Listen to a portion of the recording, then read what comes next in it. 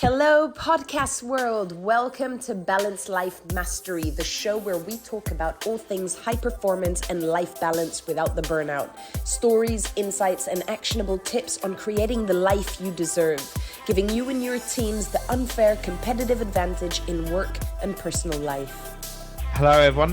Welcome to episode number 6 of the Balance Life Mastery podcast with Dina and myself. And this week we're talking practical, tactical tips, which is probably why Dina let me do the introduction, not the important stuff. But what we're going to be talking about is basically how to prioritize your life, how to start moving yourself to the goals that you want to achieve. And it's through a very simple, I think, practice, but actually it's incredibly powerful, which you'll see from the habits and insights that we always talk about. It's not the fads, it's not the gimmicks that actually can move your life forward. It's these simple principles that have stood the test of time, that have been done for thousands of years, that are actually easy to adopt and will slowly transform you. So hopefully that's enough intrigue to get you into today. And what it really is we're talking about task management. So see, the start sounds sexy, the title sounds terrible, and it's really about what are the 3 things that you're going to do today that are going to move yourself forward. And to give you a little bit of background behind it, it's leveraging something called the 80-20 rule, or the Pareto principle. And the principle came from Pareto back in 1895, and he was an economist, and he was looking at the distribution of wealth in Italy. And what he found was 80% of the wealth was controlled by 20% of the people. And then, very strangely, he also found that 80% of his peas in his garden came from 20% of the pea pods or pea plants, and started to realize that this formula worked across so many areas. And what it was basically 80% of your results are going to come from 20% of your efforts. And it's then important about where are you putting that effort. Because to give you an example, I used this practice really well in a previous role where we used to get thousands of password lockouts, like an obscene amount of them. And you looked at this sheet of paper and you were just like, there's no pattern, there's no locations or anything like this, because you're looking at a data set of thousands. But when we started to use like the Pareto graphs in Excel, and you kind of say, right, what's the first 80%? We found like 80% of the lockouts were by a very small portion of the organization. And with that, we could almost do a one-to-one connection with these people to say, look, you're locking out your password and having to reset them on an incredibly regular basis. What's the challenge? And then you'd find out whether it was the software they were using, whether it was the fact that they were in and out of labs, like, and we could suddenly solve thousands of tickets from talking to very few people, because it was this seemingly big problem, but actually it was that little bit of effort that you had to take into it. So it is incredibly powerful.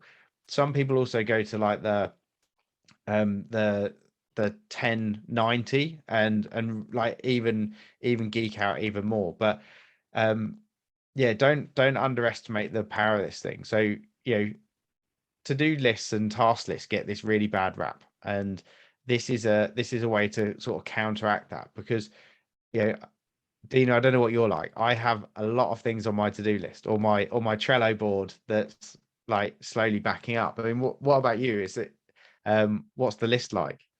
So the list, I've got a dream list, and then I have a priority list, and I've learned to use that, because nothing gets on my priority list unless it is critical. It is it makes me an income, it like whatever kind of it aligns to. And then my priority list is kind of what I got. But I always have a dream list, because I don't think we should ever lose sight of the 1,000,001 things that we need to do or want to do.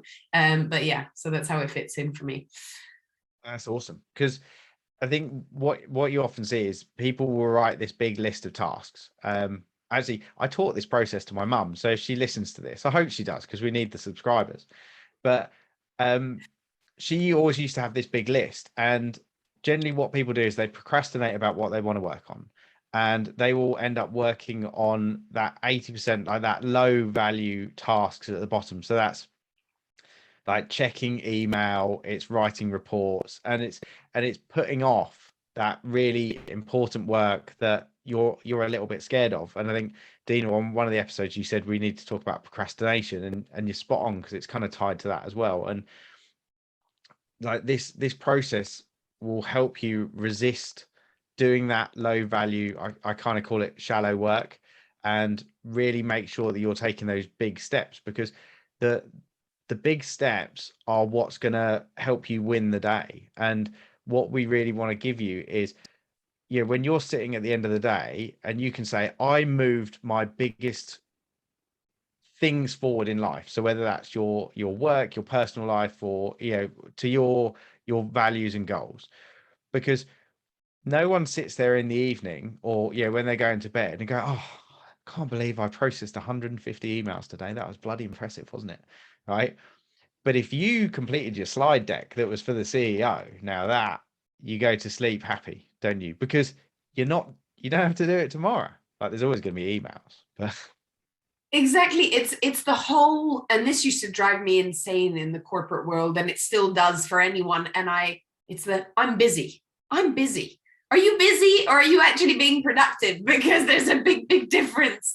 And anyone who's busy, I will get on their radar, and I make an effort to to interrupt their busyness, because they're not actually busy, right? And it's this ego trip of I'm wanted and I'm needed, and there's a lot more shit behind that. Anyway, can we swear on here? I don't know, but maybe not, but yeah, so it's definitely the factor of being productive as opposed to just being busy for the sake of it.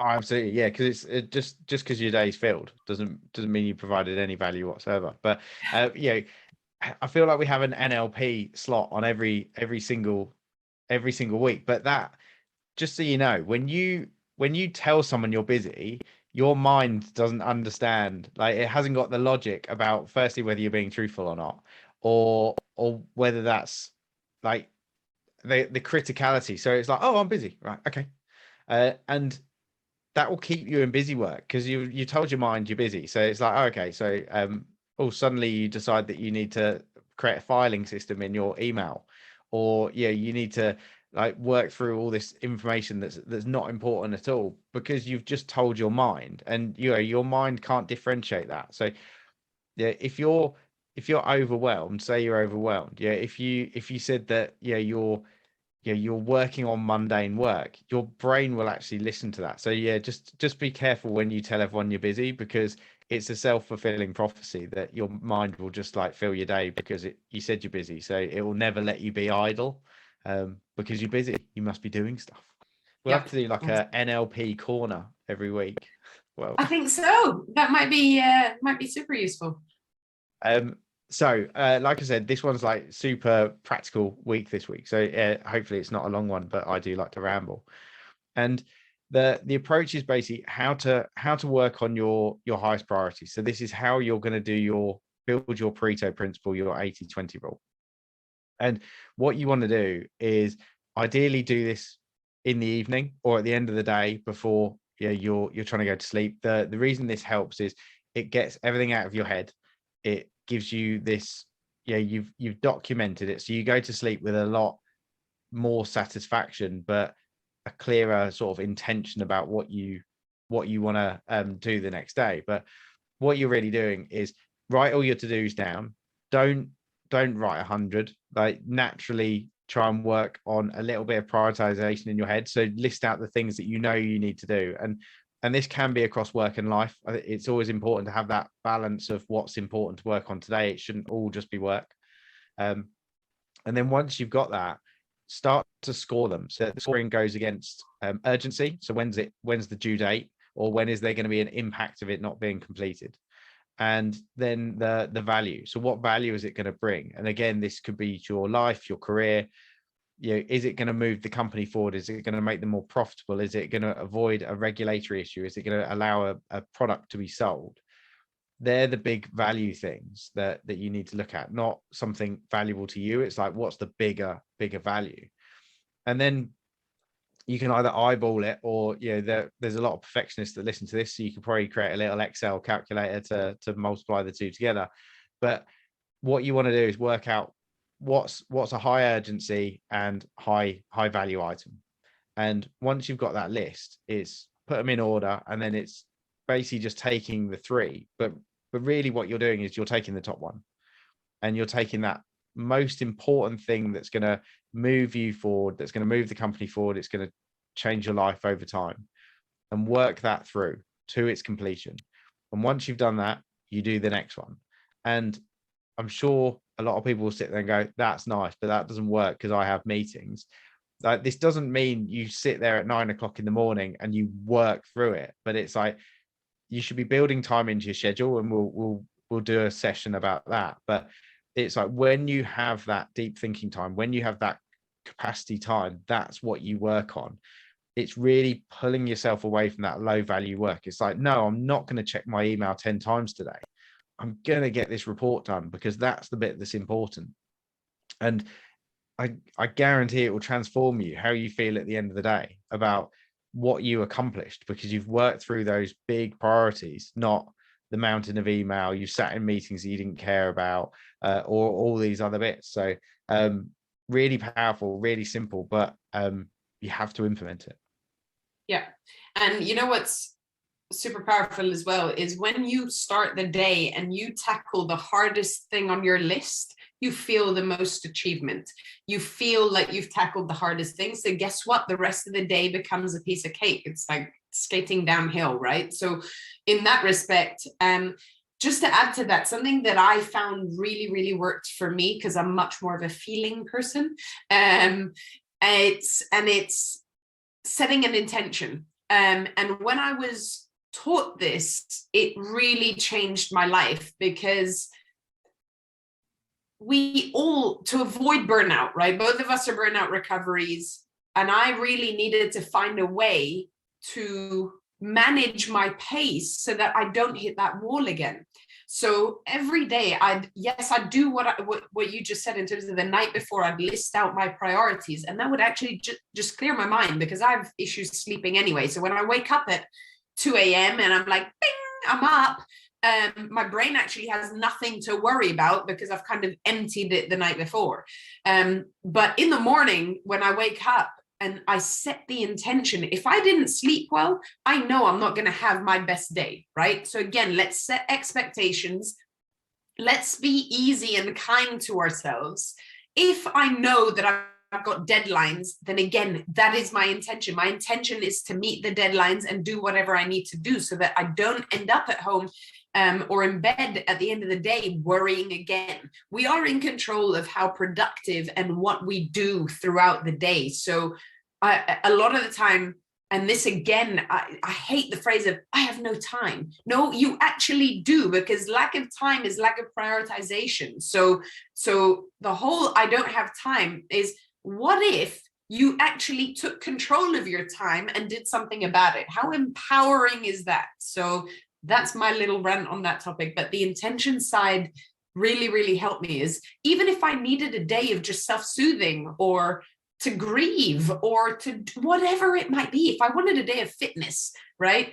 Just allow yourself to go to that place and set that intention.